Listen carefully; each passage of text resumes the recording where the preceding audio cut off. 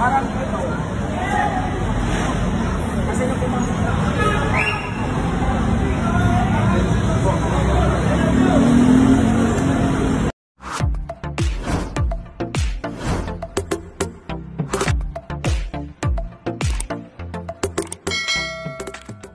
trending at usap-usapan ngayon sa iba't ibang social media platform ang pagkamatay ng karakter ng aktres na si Lovie Poe na si Mo Kang sa top-rating teleserye ng Kapamilya Network na Batang Quiapo.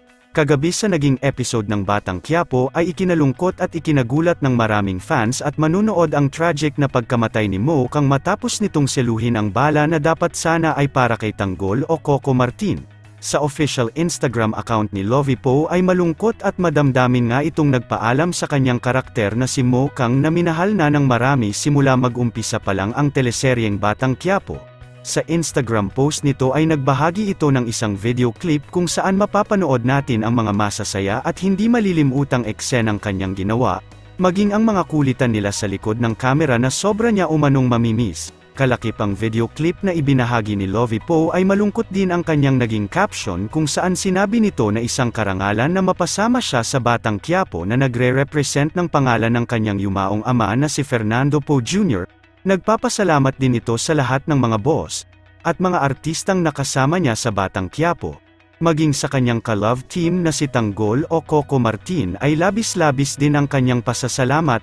Narito ang naging buong caption ni Lovie Poe sa kanyang pamamaalam sa teleseryeng Batang Quiapo. I am truly blessed to have been part of a project that represents my father's name. It was a first and it will always mean the world to me. My deepest appreciation to Sir Deo, Tita Cory and ABS-CBN for this opportunity. You have given me a missing piece to my puzzle. For that, I will always be grateful. A big part of my 2023 was breathing life into a character I have grown to love. What a privilege it was to play Mo Kang. She was a fighter and she taught me how it is to truly be free. It really was a tough decision for me to make but I have decided to turn the page. Narito balikan naman natin ang ilang mga eksena ni Lovie Poe sa Batang Quiapo.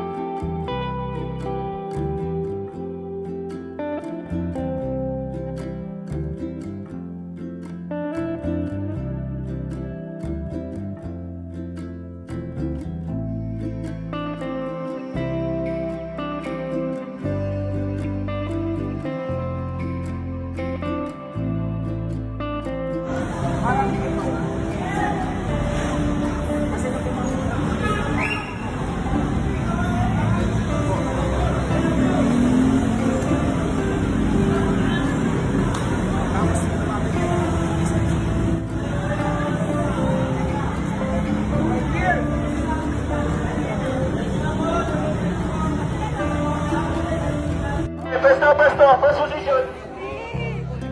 Galing! Yan na.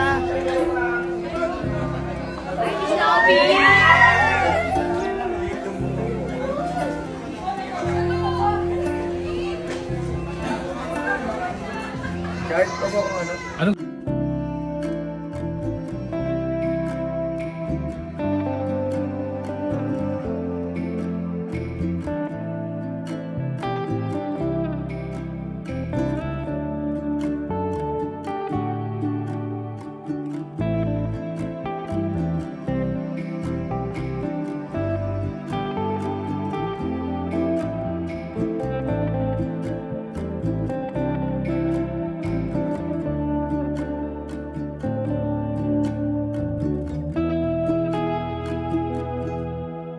Ako yung Jake. Ito si Tito Bo. Ito yung kausap niya. Ako yung Ito si Tayo naman. Ito ang camera naman. Para mamaya ang loob ko niyan, tie up dito, back shot, nakagano, tapos nakakabulat ko. Pag umanswer shot tayo mamaya dito tayo. Tito Bo yan sa yung kotse.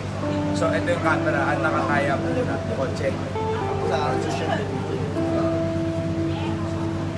Pag dito ba na, ano tayo dito ba?